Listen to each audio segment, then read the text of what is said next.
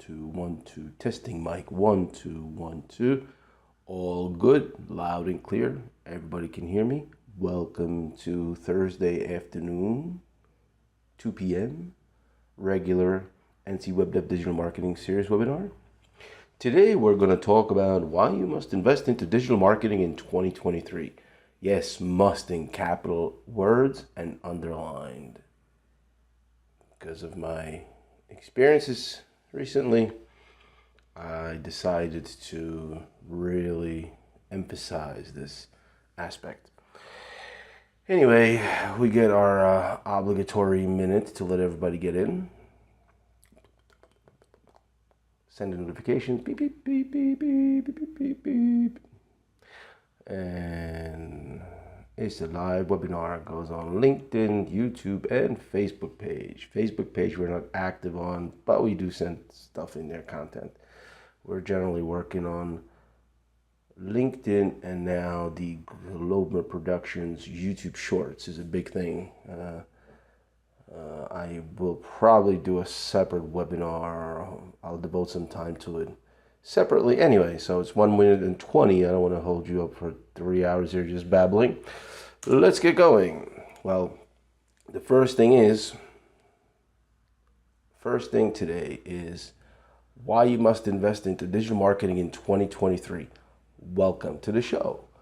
Well, the number one thing is, and you could do this little exercise right now, or question is, when is the last time you did it, is type in your company's name into Google or whatever search engine you're using, or search whatever Siri, Google bot helper and stuff, and see what comes up. See what links you see.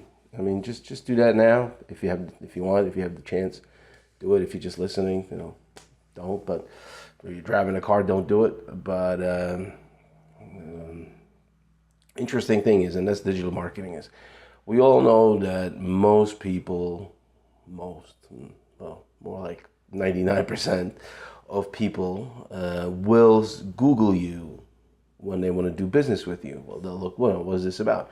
A lot of it has to do with social media, but all sorts of things. So they'll just Google you or, search you. And sometimes you may have links show up that maybe don't lead to your page. Maybe they don't portray what you want to portray. Maybe something Google evaluated as more important. For most people, this is okay now. It used to be a big problem a few years ago. Generally, people have decent digital footprints, but it's still good to check, because if you're not there at all, and those are the people I'm mainly talking to, is you're going to see some funny stuff. Like, for example, if you Google my name, I figured you would see my translations history. I would figure you would see some business stuff. Well, actually, what you see is my son. And yeah, it's true. It's a big part of my life. So it actually filters in right into all the business, NC Web Dev, Globmer, and then right in between that, right at the top, is my son, and his hockey. So, that's an interesting one. That's a good way to get to know people. Google your name sometimes, and maybe you'll be surprised what comes up. But anyway, now that we got through the first part, let's look at digital marketing in 2023. Well, there's 3 different aspects to it. Number 1 is corporate profile and brand. That's what I'm going to get into. Recruiting and hiring process. I mean, that's an important one today. People quitting jobs, looking for new ones and stuff, and and especially in the restaurant industry, you walk all over and you see the signs on the door, we're hiring. I'll get into that later. Loss of revenue in searches and UX. That's another big one. And loss of revenue is an interesting thing, because you really don't know you're losing the money because you never got it. But on the other hand, if you did invest into digital marketing, you would probably, make more money. And that's, I think, in general, I think that's all what all businesses are about, just increasing your revenue without having to do tons more stuff. So, profile and brand. Well, it's something that we ran into, and this is something that's important, is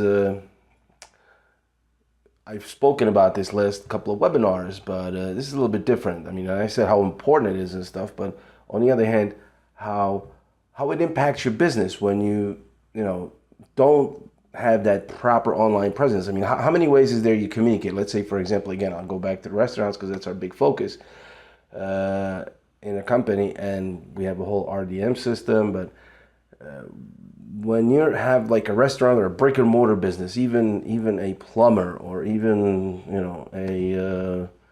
an electrician, for example, and you get into these things. You get into these small businesses, and they think that, oh yeah, well, I'm the local plumber in so-and-so city, and really I don't need digital marketing. Well, gee, no, you do, because if your competition has it, you need it as well. So if they're online, they are.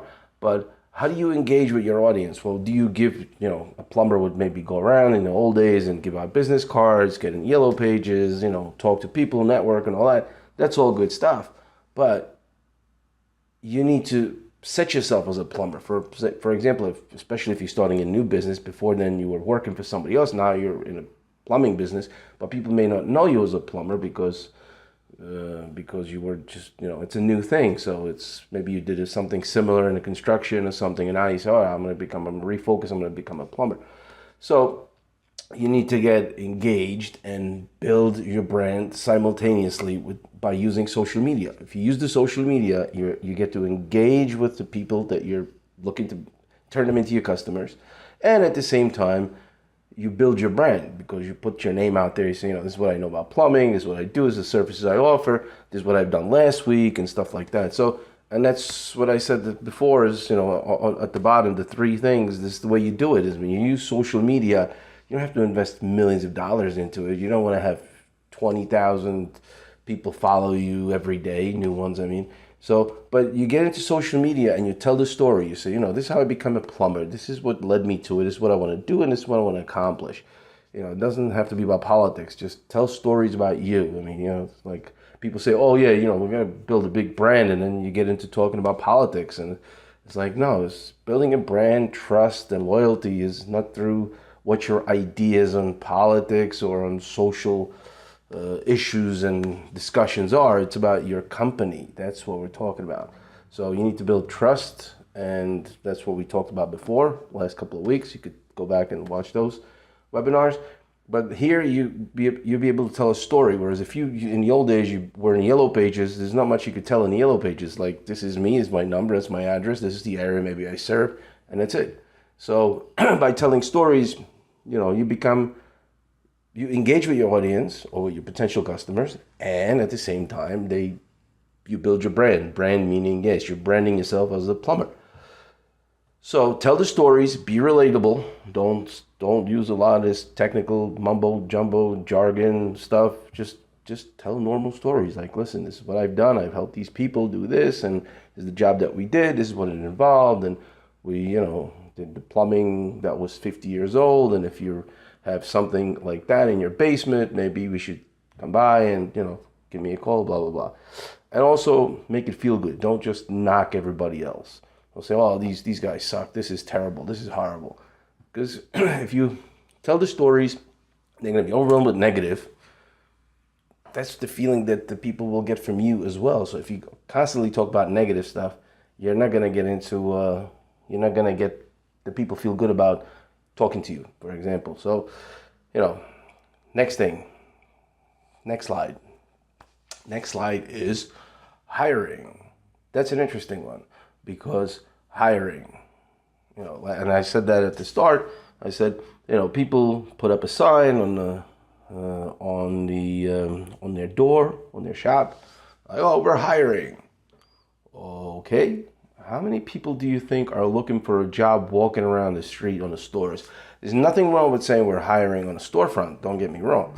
It's just, what kind of a reach does it get? And what kind of a system do you have in place to evaluate? Do you just give them a piece of pen and paper and stuff? And do you think people really, they're going to look for a job? They're not going to go walk outside. They're mainly going to Google it. So if they Google it, what comes up? Well, usually, Indeed and all sorts of these other companies, and you pay a lot of money to get like certified applications from Indeed, but they say, oh, they're pre-qualified. They're really not. They're just, like, oh, they're in your area and this. We just want the $50 per application that we send you. LinkedIn is a little bit different. LinkedIn is a good tool to use because they have a free option, and you could definitely get some good CVs, and you're not going to get big volumes, but for free you get. I tried it a year ago. I got about 4 or 5 applications. I think over a period of about 2 months, I got about 12 of them. So let's put it that way. So about 6 a month. And I was surprised. I was like, but no, it's really, you get out there and you get with the people. But the important thing is again, is why you need to invest into digital marketing. Is like, if people are looking for a job, they're more than likely going to find your web first. And if you have it on your website says we're hiring, it's much more effective. Now, on top of that, you can have a button that people can click and apply for the job. Even if it's a small mom and pop business and you just need 1 or 2 employees, they can always apply there. They go to your website anyway if they order something from you or if they're interacting with you. And you can have that connected to a CRM, which then just, saves it as a potential client or potential employee or whatever else. And this is the way you do web design. I mean, this is when we talk about web design and integrations, it's not expensive. It's not like you're going to spend, companies spend thousands and thousands, tens of thousands, maybe hundreds of thousands of dollars on getting everything set up. But because those are more robust corporate systems. But if you're using just the regular WordPress and design, it could be incorporated if you plan it out properly. If you sit down with somebody like us and with one of us, and then we talk about it, what you want the functions and features to be. You're going to pay an extra arm and a leg just to have this function and integration in it, because you're already planning and designing the website while having in mind that what you're going to be using it for. So, people just, I just want a website. So you go on Wix and, then you put all sorts of stuff there, like your foods, and you connect it to some payment system where you send the people away. And then you're like, well, I would like to hire some people. And then Wix comes back and says, yeah, sorry, you can't do that here because we don't have that integration. Okay, so now you have to start over. So that's a problem. That's why investing into digital marketing, being out there, if you saved it on a cheap website with somebody, then that's just what you're going to get. And so if you put that sign on the door, you're not going to get that much of a reach. A friend of mine actually has on his website this constantly. He's back in New York and he's got a laundromat, and he says, no, I have it on the website. Every time, I don't even put it in the store or nothing. Just have it on the website. I get emails constantly telling me, oh yeah, so he's been doing that for years. He says, this is the only way I can find good people is just get them from my own website. I'm not going through no recruiters. I'm not losing thousands of dollars on paying recruiting companies for no reason whatsoever. Because you have a bad website, then you go and pay Indeed $1,000 to get 20 applications. Yeah, you'll find an employee, but it's still $1,000. If you would have invested, let's say, an extra $1,000 into your website before, or 2,000, then you'd be like, and now you have it set up and you don't have to upgrade and just set it up once and be done with it. That just saves you a lot of time.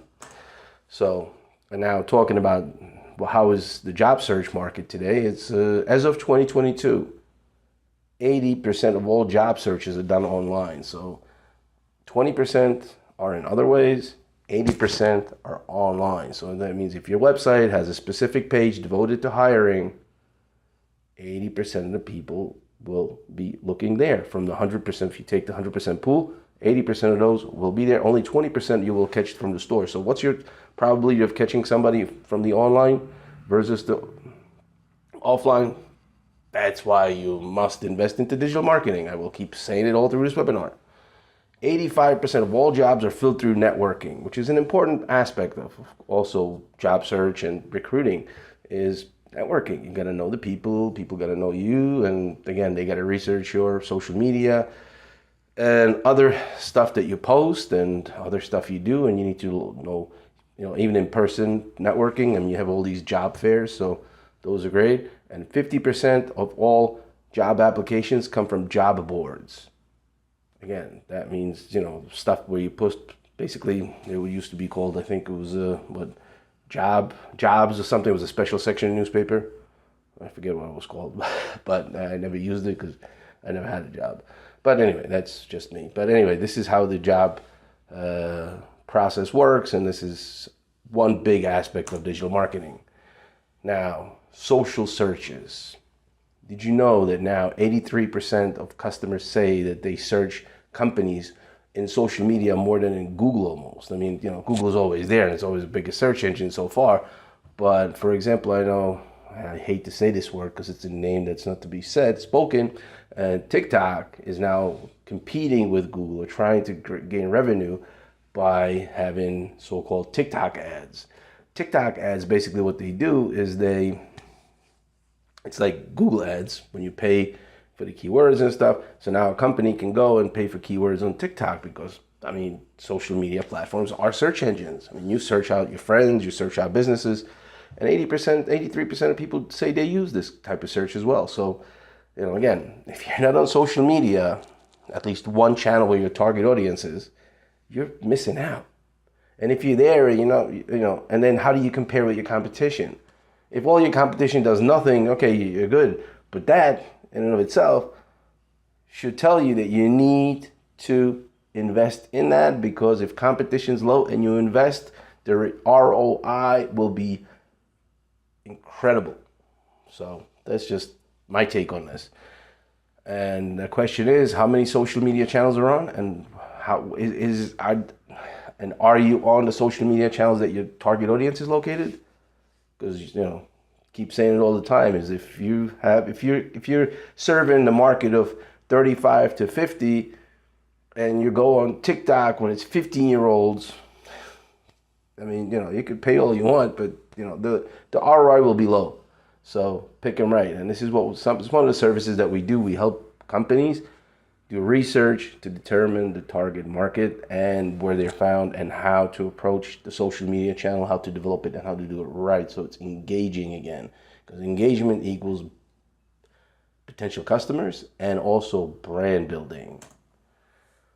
Now, these are the three industries that I picked out where the must invest in digital marketing is vital. And restaurant and delivery apps. Delivery apps are killing restaurants in fees. People say, oh yeah, I got an Uber and I got, and they just keep sending me deliveries. If you're not a global or a national chain, you're just a small local restaurant, independently owned, Uber should be just like a small percentage of it. But the fact is if you don't invest into your app, for example, even apps are not that expensive. If you start getting a little turnover, if you start making a little bit more money, you can invest in an app. App's always nice. People like that. And if you have regular customers that order from you at least once or twice a week, you need to invest into an excellent website. Because now you wouldn't believe how many people I've spoken with over the last year, and they said, I went on my favorite restaurant. I go there all the time, and I just wanted to order that one day, and then just stop by after work and pick it up, or even have it delivered and stuff. And so, and he says, but you know what? I went on their website. I did not find an order button on it, or it was hidden someplace. The user experience was just horrible. Couldn't get through the menu because the pictures were too big.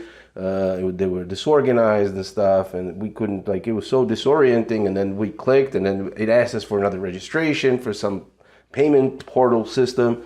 I'm like, you know what? After about 5 minutes of not being able to figure this out, and even if I got through it, says I just left the website, went to Uber, ordered the food on Uber, and went to pick it up myself, because Uber invests hundreds of thousands of dollars into their app to be able to snatch up all the business, because user experience is important. So this restaurant right there lost 15%, because it's 15%, I think, now for the in-person pickups themselves. It's 25% if you want to be on Uber, it's 35% if you want to be featured.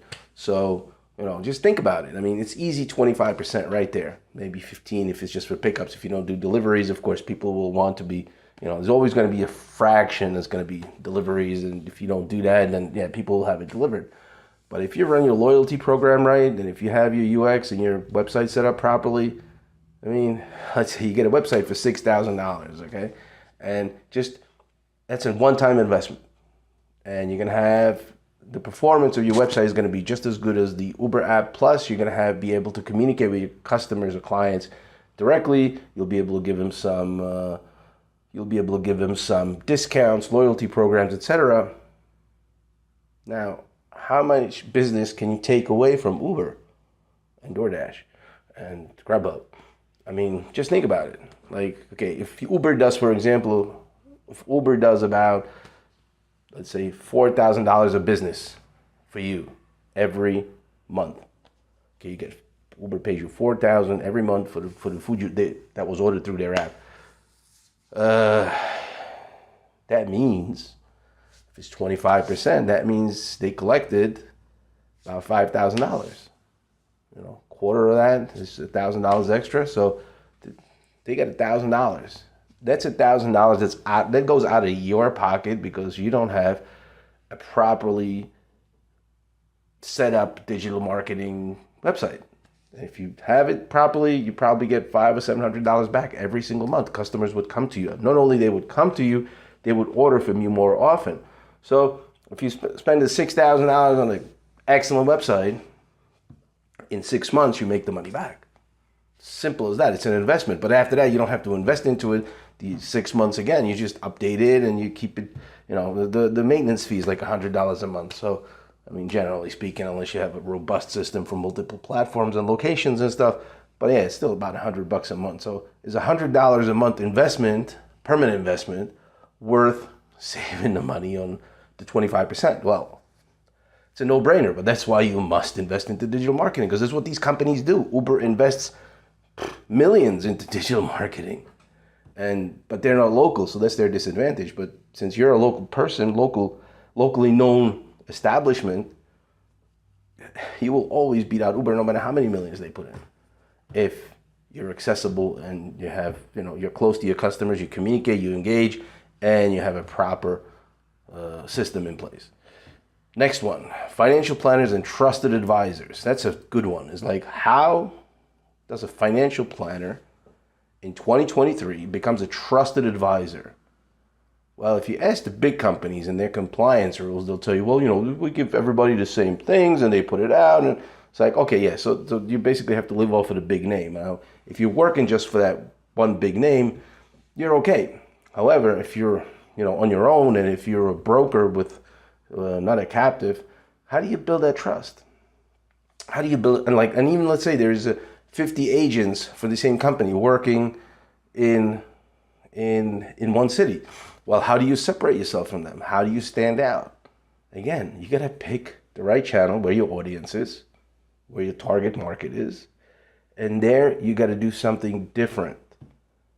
Yes, you always have to stay compliant, but you got to do something different. But again, this is how you build the trust. This is how you become a trusted advisor. If everybody looks online, including you, for everything, everybody looks online. Yet you're not online. And you think, oh, well, I'll do just the same thing as everybody else and I'm just going to be better at it. How can you, if you're limited? If you're not doing anything different, you're going to have the same and you're going to be the same. So if you want to get farther ahead, you must invest into digital marketing. And the third example is something of late, a personal experience. I've been going to a lot of in-person networking events. And basically what do I do? I sell digital marketing services. Well, little did I know, and it's being proven over and over again, is it's great to go to in-person digital marketing, in-person networking events, but to sell digital marketing to people who don't do it, who are not involved in it, is probably the most difficult task I've ever seen in my life. Okay, but just kidding. But there's probably a lot tougher things. But in sales, I tell you, it's like you keep telling people, and they tell you, yes, well, I look for everything online, but I don't have to be on there. Kind of like, I don't understand this. But anyway, so it's, for me, it was an experience. Like, from now on, I will limit in-person networking events because they don't make sense, because the target audience is not there. I will find more target audience working online, because those people, there's a lot higher probability that I will actually find somebody online that works online and that wants to be promoted online. Because people who just involved still in the old ways and like just have a mindset of, no, I'm just in person, referrals, all this. Those are not my clients. And I will have to put out 4 times, 5 times, tenfold times greater effort to to find a client there. So it's just, focus on what you need to, and you got to really do that industry specific. Everything is a little bit different, of course. And I just gave you 3 examples, but in every industry, you would find a way to have digital marketing as a key component in getting you a higher revenue, increase your business, sales, expand your business. I mean, if you're not in digital marketing, you're missing like on a whole market. So that's just my point. And hope this was insightful. Thank you for coming. And like, share, follow, comment, ask me questions. And follow our Glomer Productions YouTube channel where we put out shorts every day. And I will again post how it's exploding because we started a new channel. We started the shorts and the curve is going like this. So if that's what you want to see in your business, you must invest into digital marketing. And I will say this again. You must invest in digital marketing in 2023. Have a great rest of the Thursday. Thank you for your attention, and I'll see you next week.